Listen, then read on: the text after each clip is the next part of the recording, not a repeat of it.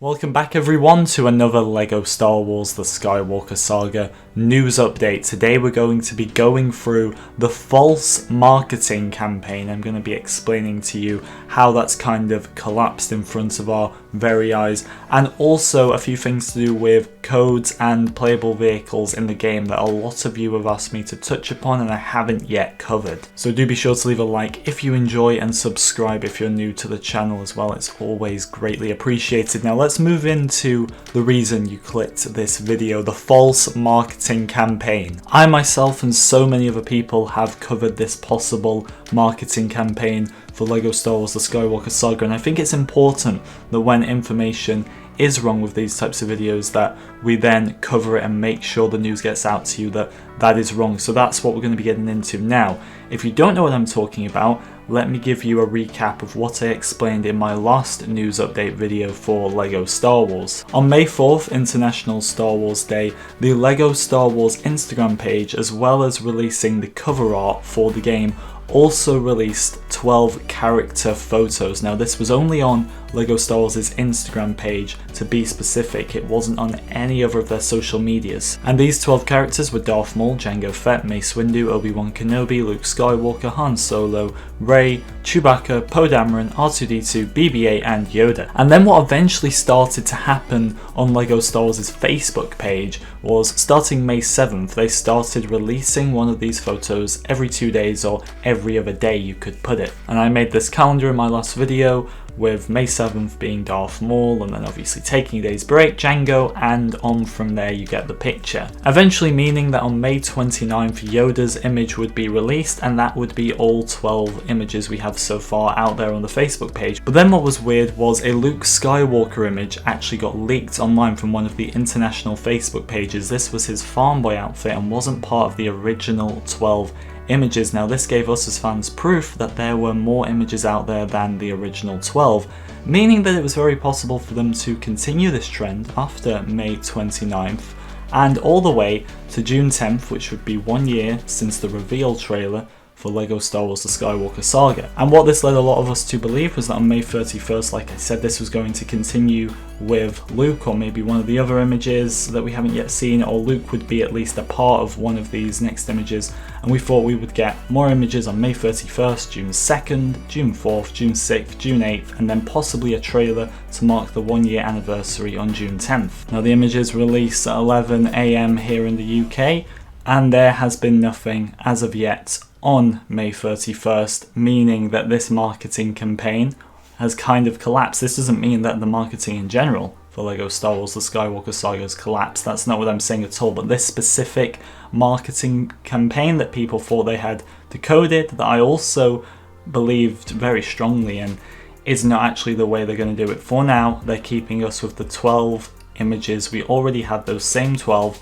And the Luke Farmboy image, well, we have to pretend like we didn't see that. However, I don't think a lot of us are going to be acting that way. So everything on the calendar is accurate up to May 29th, and then after that, everything else I put down doesn't look like it's going to be going that way. I still think we could definitely get a trailer on June 10th, and I think this would have been a great way for them to market the game. It's interesting that they've kind of gone quiet again, even though each day the game gets closer and closer. But yeah, it's unfortunate. I was hoping to see maybe our first look at Grievous, possibly Dooku, maybe just some more characters in general that we haven't seen yet, or haven't seen HD images of, because obviously there's other stuff out there, but it's from like E3 last year and just stuff on the box art. We want some official HD images of singular characters, I think. Alright, but moving on, and I'm going to put a lot of people's worries to bed here, because there's two LEGO sets, the physical LEGO sets I'm sure a lot of you buy and a lot of you don't buy. I know I used to collect LEGO when I was a bit younger, and then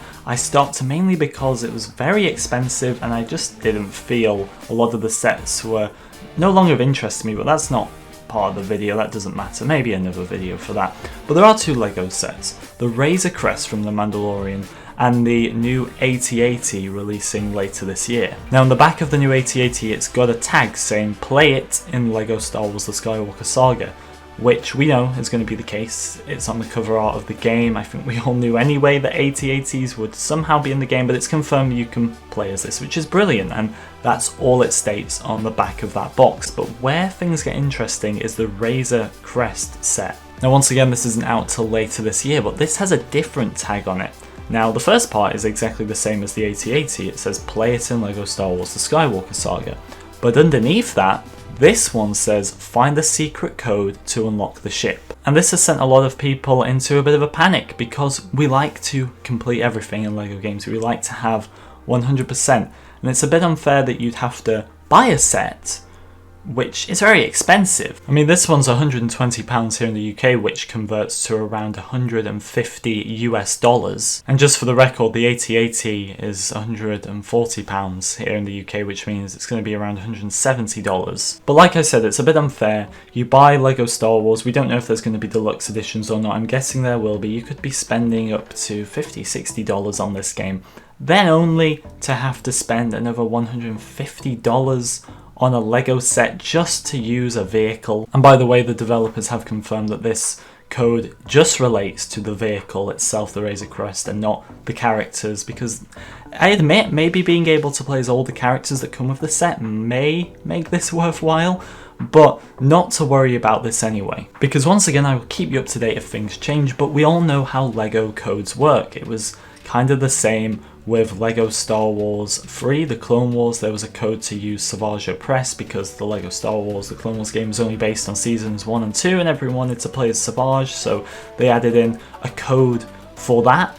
And then just in general with LEGO games, obviously you can do everything legit, you can play through hours and hours, but there are also cheat codes for everything in LEGO Star Wars games, and I'm guessing that's how it works for most LEGO games. I wouldn't know because I don't really play any of the others apart from LEGO Star Wars. But another good point here is obviously the code systems are different for Xbox, PlayStation, PC, and when you buy this set, LEGO aren't going to know what console you play. You might even play multiple consoles. It's just a code, so that means the code is going to have to work for all platforms, meaning that it's going to be the same code. So once one person buys this set, one person who collects LEGO anyway, and posts this online, everybody's going to have access to the Razor Crest. So not to worry if you think that you're going to have to spend so much money to use this ship in-game. That's not going to be the case whatsoever. And they are the two things I wanted to run through with you in today's LEGO Star Wars The Skywalker Saga news update. Like I said at the start, everyone, if you did enjoy, be sure to leave a like and subscribe if you haven't already. Thank you so much for watching, and I'll see you all next time.